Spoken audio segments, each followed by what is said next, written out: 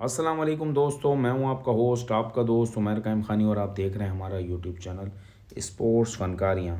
आज champions trophy का दूसरा सेमीफाइनल है जो कि न्यूजीलैंड और साउथ अफ्रीका के दरमियान कज़ाफ़ी स्टेडियम में खेला जाएगा। आज का मैच जो भी जीतता है वो जाकर फाइनल खेलेगा दुबई में इंडिया से, क्योंकि कल इंडिया ने ऑस्ट्रेलिया को मैच में शिकस्त दे दी है पहले सेमीफाइनल में और इंडिया क्वालिफाई कर गया है फाइनल के लिए।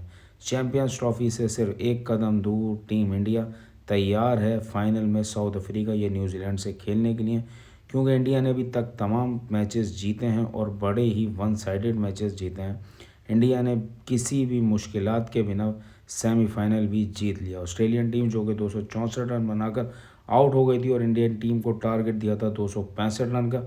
एक दफ़ा फिर इंडियन बॉलर्स ने ऑस्ट्रेलियन बैट्समैनों को चलने नहीं दिया, जैसे पाकिस्तानी बैट्समैनों को चलने नहीं दिया था, न्यूजीलैंड के बैट्समैन को चलने नहीं दिया था, बांग्लादेश के बैट्समैनों को नहीं चलने दिया था और ऑस्ट्रेलियन बैट्समैन भी नहीं चल सके और सिर्फ 264 रन बनाकर आउट हो गए। स्मिथ के अलावा किसी ने भी कोई खातिर ख्वाह परफॉर्मेंस नहीं दी।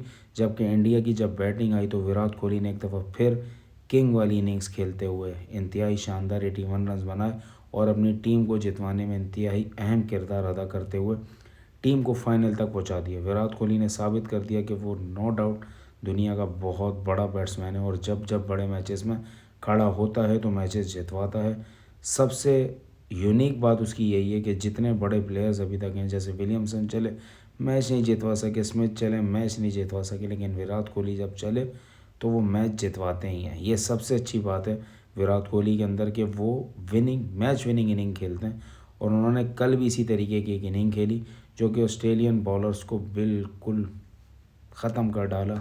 और इंडिया की टीम के अंदर सबसे अच्छी चीज़ जो मुझे नज़र आती है ना, वो ये कि विराट कोहली को की हम तारीफ़ कर रहे होते हैं और सारी चीज़ें हम देख रहे होते हैं कि वो किस तरीके से अपनी इनिंग को बिल्ड करते हैं, लेकिन जब उनके साथ हम लोग देखते हैं ना कि जिस तरीके से जब जब वो पार्टनरशिप बना रहे होते हैं तो उनके साथ जो बंदा खड़ा होता है वो स्ट्राइक को रोटेट करने में बहुत ज़्यादा मदद कर रहा होता है। विराट कोहली ने आज की इनिंग में भी सिर्फ 4-5 चौके मारे और बहुत तेज़ी से अपने स्ट्राइक को रोटेट करते हुए बराबर का तकरीबन 90-95 का जो उनका स्ट्राइक रेट था उसको रोटेट करते रहे और 81 रन बनाए। इसका साथ जब जब जिस लोगों ने दिया, जैसे अय्यर खड़े हुए थे, सिराज अय्यर, तो वो साथ दे रहे थे। फिर उसके बाद आपके अक्षर आए तो उन्होंने भी साथ दिया। उसके बाद आपके केएल राहुल आए तो उन्होंने भी साथ दिया। इंडियन बैटिंग में ये तमाम तर चीज़ें, फिर आखिर में आगे पांड्या ने जिस तरीके से पावर हिटिंग करी, तो ये एक मुकम्मल पैकेज आपको मिलता। और टीम इंडिया जब स्पिनर्स लेकर आ रही थी तो सब लोगों की नज़र में यही था कि टीम इंडिया स्पिनर्स इतने सारे क्यों खिला रही, और वही स्पिनर्स जो हैं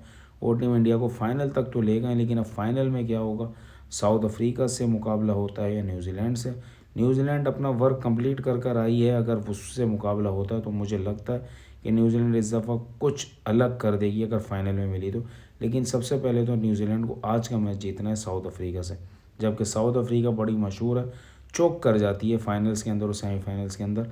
तो आज उसका भी बड़ा इम्तहान है कि उसके साथ क्या होता है। न्यूजीलैंड को हराकर वो फाइनल खेलने दुबई जाती है या अपने घर जाती है, तो आज ये भी फैसला हो जाएगा। फ़िलहाल मैं मुबारकबाद देना चाहता हूँ तमाम इंडियन क्रिकेट फैंस को कि भाई आपने अच्छी क्रिकेट खेली और आप फाइनल तक पहुँच गए। अच्छी क्रिकेट जहाँ भी खेली जाएगी तो हम पूरा उसका साथ देंगे और हम बोलेंगे कि भाई वेल डन, ज़बरदस्त, आपने एक अच्छी क्रिकेट खेली और उसकी वजह से आप फाइनल तक पहुँचे और आपकी मैनेजमेंट ने जिस तरीके से टीम को मैनेज किया उसके लिए भी हम आपको मुबारकबाद देते हैं कि आपको एक अच्छी मैनेजमेंट मिली। जबकि हमारी मैनेजमेंट ने चैम्पियंस ट्रॉफी में जो चावल मारे वो तो मारे ही मारे, लेकिन अब एक नया चावल आया है जो कि मैं आपके सामने पेश कर देता हूँ।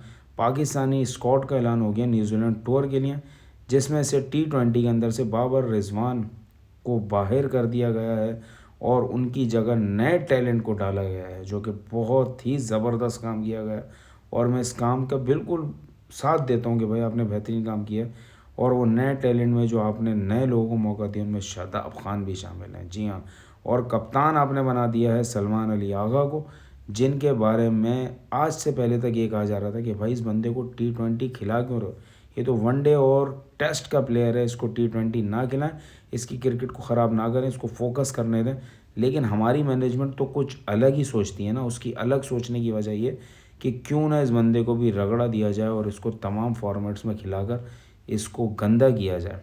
और सलमान अली आगा आपके गंदे होने का टाइम शुरू हुआ चाहता है, क्योंकि मेरे हिसाब से आपको T20 की कप्तानी देकर और जिस तरीके की टीम आपके साथ डाली गई है उसमें शाहीन शाह अफरीदी मौजूद हैं और शाहीन शाह अफरीदी को वनडे से बाहर कर दिया गया। सबको थोड़ी थोड़ी सी पनिशमेंट दी गई है कि चलो भाई तुम्हें कहीं ना कहीं पनिशमेंट देते हैं। बाबर और रिजवान को पनिशमेंट दी गई T20 की तरफ से, जबकि T20 में जो दूसरी तरफ आपने चीज़ें डाली हैं उनमें सबसे अहम चीज़ जो है वो भाई सबसे बेहतरीन परफॉर्मर हमारे खुशदिल शाह, जिनको दोनों ही फॉर्मेट में रखा गया। और वो फ़हीम अशरफ साहब कमाल के बॉलर हैं भाई, उनको कैसे हम बाहर कर सकते हैं। ये नया टैलेंट आया पाकिस्तान के अंदर और इन लोगों को हम मौका देने जा रहे हैं। जबकि दूसरी तरफ अब्दुल समद को भी डाला गया और एक और आपके बैट्समैन हैं जिनका नाम मेरे दिमाग से भी निकल गया, उनको भी मौका दिया गया। लेकिन इनको मौका भी दिया नहीं जाएगा। जो आपके प्लेयर्स हैं ना वो तकरीबन वैसे ही रहेंगे, आपके सारे मामला वैसे ही रहेंगे। ये सिर्फ आपको बेवकूफ़ बनाते हैं, ये पुरानों को ही लाकर उनको ही नया कर देते हैं। पहले वही शादाब जिसको आप क्रिकेट से अभी दूर कर दिया था, अभी दोबारा आप लेकर आए हैं।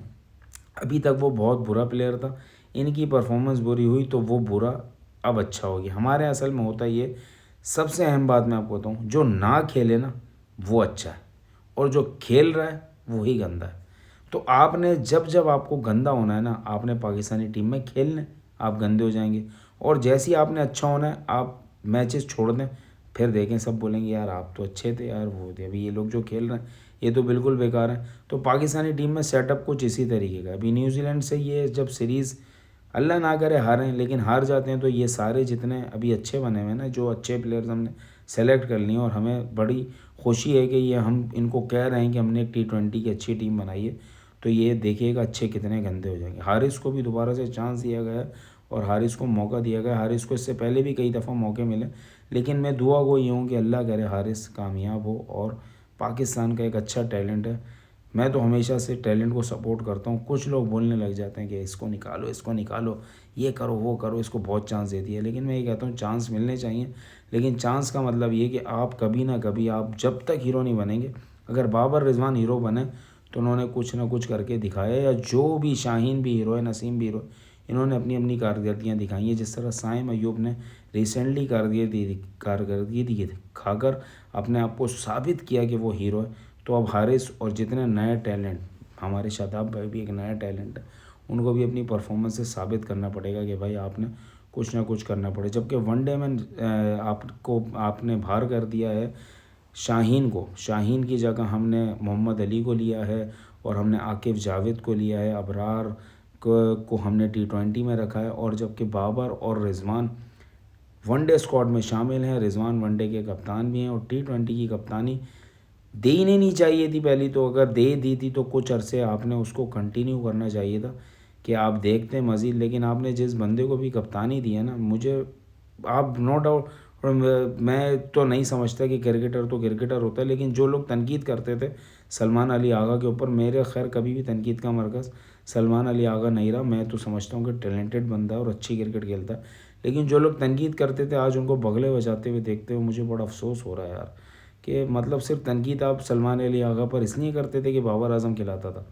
आज सलमान अली आगा जो है वो T20 का प्लेयर ना होते हुए भी उसका कप्तान बन गया है और उसको जलील करने के लिए सिर्फ ये करवाया गया है, बाकी और कोई मतलब नहीं। हमारे यहाँ कप्तानी लेने का मतलब है कि आप जलील हों, आपको खूब मलालत मिलेगी, आपको लोग गालियाँ देंगे, क्योंकि आप जब तक सामने नहीं आते आप अच्छे होते हैं। जिस दिन आप सामने आ जाते हैं ना, उस दिन हर पूरे पाकिस्तान आपको मिलकर गालियाँ देगा कि ये कौन बंदा है, इसको क्यों कप्तान बनाया। सारा शुद्धा जो है वो कप्तानी पर आ जाता है।